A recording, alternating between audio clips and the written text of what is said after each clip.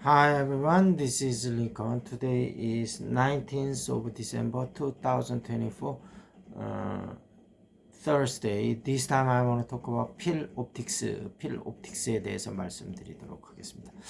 필 옵틱스가 어제는 좀 급등이 있었습니다. 13.81% 올라서 26,600원이었고, 이게 이제 유리기판 관련주인데요. 이제 그 유리기판을 만드는 장비를 만드는 회사인데, 이제 브로드컴, 인텔, AMD 이런 데서 유리기판을 적극적으로 이제 검토를 한다는 소식에 좀 급등을 했었고, 유리기판이 아시다시피 뭐 여러 가지 장점이 많은데 좀 외부 충격에 약하다는 약점이 있는데, 그 약점은 이제 시간이 지나면서 점차 보완이 될 것으로 보입니다. 그래서 다만 지금 어제 이제 미국 금리가 0.25% 오늘 새벽에 내리면서요. 근데 이제 좀 미국 주식이 많이 흔들렸던 게 내년에 원래 이제 당초 예상은 4번 정도 금리 인하를 할 거로 봤는데 2번 정도 금리 인하를 할 것으로 일단은 예측을 하면서 이제 그 FOMC가 그런 발표가 있으면서 미국 주가가 많이 흔들렸고, 우리나라도 지금 워낙에 좀 외부 환경이 좀 안 좋은 상황인데 계속 좀 흔들릴 것 같습니다, 주가가. 다만 이런 위기를 좋은 기회로 삼으면 좋겠다, 이런 말씀을 좀 드리도록 하고, 어찌됐든 필 옵틱스 좀 나쁘지는 않을 것 같습니다. 다만 앞으로 이제 유리 기판이, 이제 글라스 기판이 어떻게 좀 갈지 그런 부분들을 잘 살펴보시면서 하시면 좋을 것 같고요. 작년에 매출이 3천억하고 영업이익은 103억, 영업이익률은 3.42, 부채 비율은 94.44로 지금 나쁘지는 않습니다. 그리고 이제 시사 이슈로 넘어가서요. 이제 한덕수 권한대행에 대해서 좀 이야기가 나오고 있는데, 오늘 10시에 이제 일단 6개 법안에 대해서 양곡법 하고 있는데, 일단은 거부권을 행사할 가능성이 높을 것 같습니다. 그리고 아마 민주당하고 이제 물밑 접촉을 하고 있을 텐데요. 민주당 측에 지금 알려지는 바로는 내란 특검법, 김건희 특검법, 헌법재판관 임명 이런 것은 거부권을 행사하지 않겠다, 이러면서 뭐 임명을 하겠다 이런 거겠죠.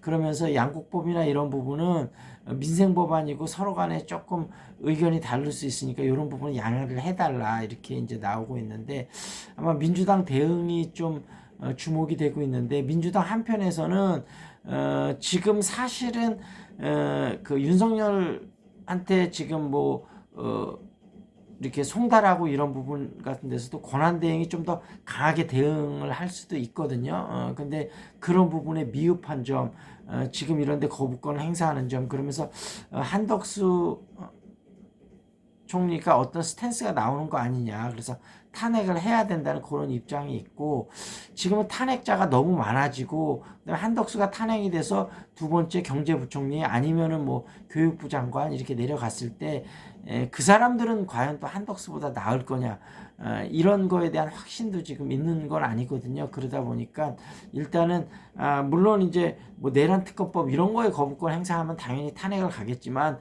그거 아닌 다음에는 일단은 조율하면서 좀 가야 되는 거 아니겠냐, 이런 의견도 좀 있습니다. 그래서 아마 후자 쪽으로 갈 확률이 높을 것 같은데 일단 조금 더 지켜보도록 하겠습니다. 그리고 이제 계엄 당일날 HID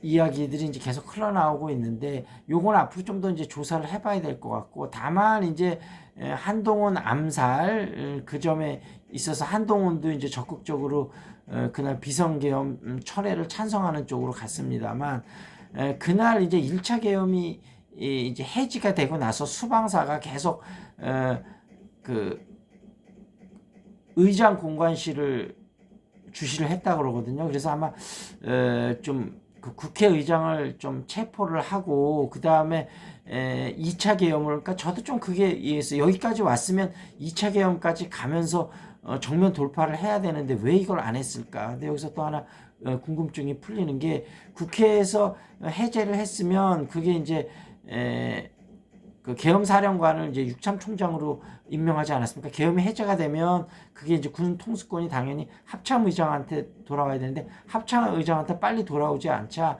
합참의장이 이제 군 주요 장성들한테 쭉 연락을 해서 내가 찾아오겠다. 이제는 더 이상 좌시하지 않겠다. 이런 뜻을 밝혔다 그래요. 그러니까 아마 군 장성들이 아마 합참 의장의 뜻에 따른 거가 아니겠냐. 그러니까 실질적으로 2차 계엄을 하려고 했는데 할 수가 없는 상황이었다.